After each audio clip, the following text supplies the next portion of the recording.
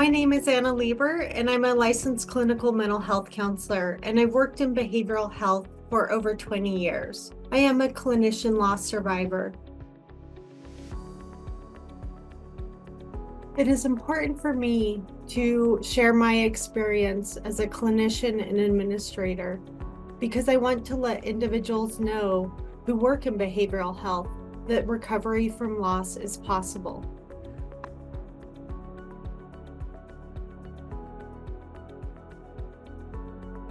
I have experienced multiple suicide losses. Each loss has impacted me in a different way, but the loss that had the greatest impact on me both professionally and personally was a person who I'd been seeing for 8 months and who was actively engaged in intensive treatment. The client called and left a message for me the day she died, and I didn't return the call until later in the afternoon. When I learned she had died by suicide after contacting her emergency contacts a few days later, I was initially in shock. I began to question my clinical skills and wondered if I should even be a therapist. I think that it's important to recognize that as clinician survivors, we experience two losses, a professional loss and a personal loss. This was a professional loss that made me question my capabilities.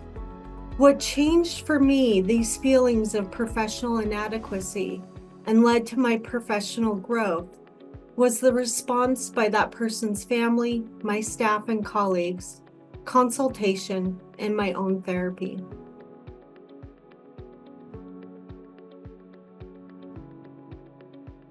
For that loss, the response that was most helpful, I think it was twofold. The biggest thing was the parents of the individual who died. I was worried they would be angry and that they would be judgmental. Actually, they were the opposite. They said thank you.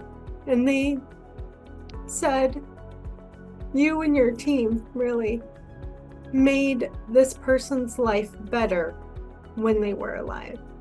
And that really shifted my thinking into the work we do, even if it ends in a suicide loss, is still valuable and still had meaning.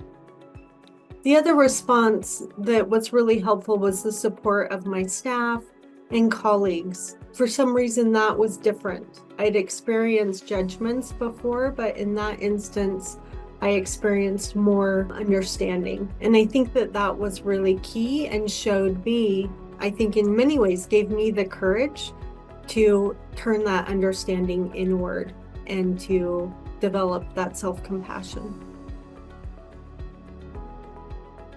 One way that I honor the clients I have lost by suicide is by not giving up hope and not minimizing their successes.